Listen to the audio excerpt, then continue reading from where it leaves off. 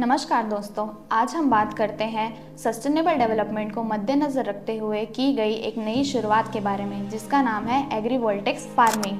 ये एक ऐसी टेक्निक है जिससे हम एक ही ज़मीन का उपयोग दो अलग तरीके से कर सकते हैं।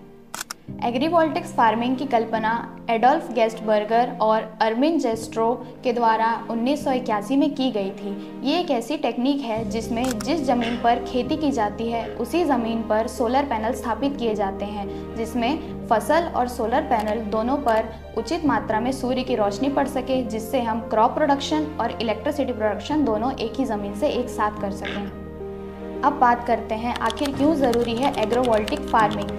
क्योंकि जैसा कि आप जानते हैं, आज के समय में भारत में ही नहीं पूरे विश्व में सबसे बड़े रिसोर्सेज में से एक है लैंड, जिसमें कि लैंड में ही हमें फैक्ट्री सेटअप करना है, इंडस्ट्रीज़ लगानी है, कॉमर्शियल स्पेस डेवलप करना है और साथ ही साथ खेती भी करनी है। तो अगर हम एक बड़े लैंड एरिया में एग्रीकल्चर अलग से और एक बड़े लैंड एरिया में सोलर पैनल स्थापित कर इलेक्ट्रिसिटी जनरेट करते हैं, तो ये एक लैंड का एफिशिएंट यूटिलाइजेशन नहीं होगा। तो लैंड के इसी एफिशिएंट यूटिलाइजेशन को बनाए रखने के लिए ये टेक्निक लाई गई है, जिसका नाम है एग्रीवोल्टिक फार्मिंग सिस्टम।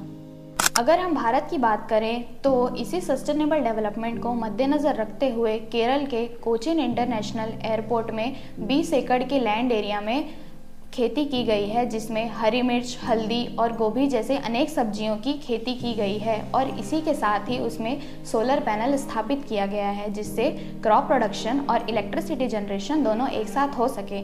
खास बात यह है कि जिस पानी का उपयोग एयरपोर्ट में लगे हुए सोलर पैनल की सफाई के लिए किया जाता है, वही पानी फसल की सिंचाई के लिए भी काम आता है। इसी के साथ केरल का कोचीन इंटरनेशनल एयरपोर्ट देश का सबसे बड़ा एग्रीवोल्टिक्स फार्मिंग डेवलप करने वाला क्षेत्र बन चुका है। आने वाले समय में भारत देश में इस टेक्निक का बड़ा उपयोग होने वाला है, जैसे कि central arid zone research institute में 105 किलोवाट की कैपेसिटी का एग्रीवोल्टिक्स फार्मिंग डेवलप किया गया है, जिसमें इसी ज़मीन में कैश क्रॉप भी ग्रो किया जा सकता है।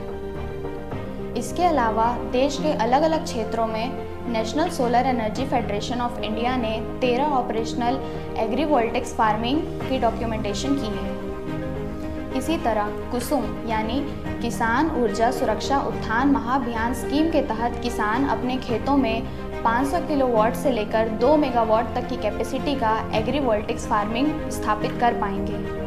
अगर भारत देश की बात की जाए तो इन दिनों रिन्यूएबल रिसोर्स पर काफ़ी जोर दिया जा रहा है, जिसके कारण एग्रीवोल्टिक्स फार्मिंग बहुत उपयोगी साबित होगा।